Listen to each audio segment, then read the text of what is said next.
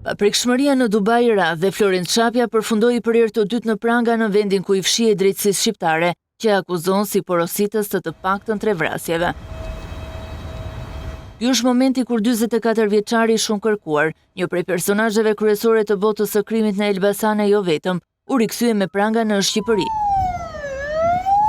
Ky është pamje e Florin Çapjes, që prej të paktën 4 vitesh ishte kthyer në hije, edhe pse ishte në listën e më të kërkuarve të drejtësisë.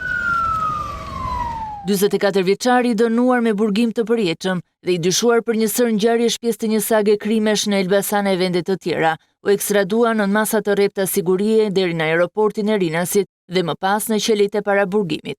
Ai ishte shpallur në kërkim fillimisht në vitin 2021 nga gjykata e Elbasanit dhe një vit më pas nga prokuroria e posaçme SPAK, pas dëshmive të vrasësit të penduar Nureddin Tumani në dosjen plumbi i artë. Florin Çapja akuzohet se ka ofruar rreth 200.000 euro për ekzekutimin e Sokol Sanxhaktarit, pasi e konsideronte si lidhje me kundërshtarin e tij Suel Çela. Ky i fundit po ashtu është në kërkim nga drejtësia për disa ngjarje.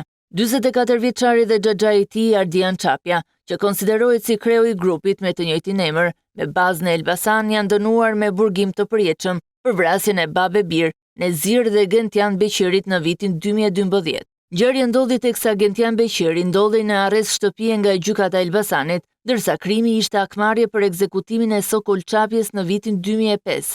44 vjeçari është nën akuzë për tentativën e vrasjes së ish efektivit të rrugores në Elbasan Fadil Mema, ngjarje ndodhur në vitin 2006. Dosja është në rigjykim në gjykatën e Elbasanit, pasi gjykata e lartë zhbëri vendimin në vitin 2019 për pushimin e çështjes. Florin Çapja është personazhi i tretë i njohur i botës së krimit që ekstradohet nga Dubai, pas Plauren Dervishajt dhe Julian Meçes, verës së kaluar. Atje dyshohet se strehohen dhe personazhe të tjerë të botës së krimit, por për shkak të mungesës së marrëveshjes, kthimi në Shqipëri konsiderohet i vështirë.